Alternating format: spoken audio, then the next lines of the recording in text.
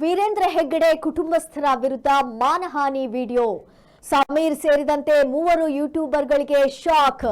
3 ದಿನಗಳೊಳಗೆ video delete ಮಾಡುವಂತೆ court ಆದೇಶವನ್ನ ನೀಡಿದೆ. ವೀರೇಂದ್ರ ಹೆಗ್ಗಡೆ ಕುಟುಂಬಸ್ಥರ ವಿರುದ್ಧ ಮಾನಹಾನಿ ವಿಡಿಯೋ. ಸಮೀರ್ ಸೇರಿದಂತೆ 3 ಯೂಟ್ಯೂಬರ್ಗಳಿಗೆ ಶಾಕ್ ಅನ್ನ ನೀಡಲಾಗಿದೆ. 3 ದಿನಗಳೊಳಗೆ ವಿಡಿಯೋ ಡಿಲೀಟ್ ಮಾಡುವಂತೆ ಕೋರ್ಟ್ ಆದೇಶವನ್ನ ನೀಡಿದೆ.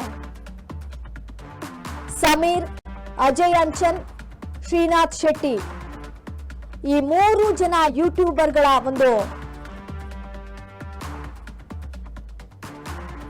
ಯೂಟ್ಯೂಬ್ ಅಲ್ಲಿ ಒಂದು ಮಾನಹಾನಿ ವಿಡಿಯೋವನ್ನ ಹಾಕಿದ್ರು. ಇದಕ್ಕೆ ಸಂಬಂಧಪಟ್ಟ ಹಾಗೆ ಅದನ್ನ ಡಿಲೀಟ್ ಮಾಡುವಂತೆ ಕೋರ್ಟ್ ಆದೇಶವನ್ನ ನೀಡಿದೆ.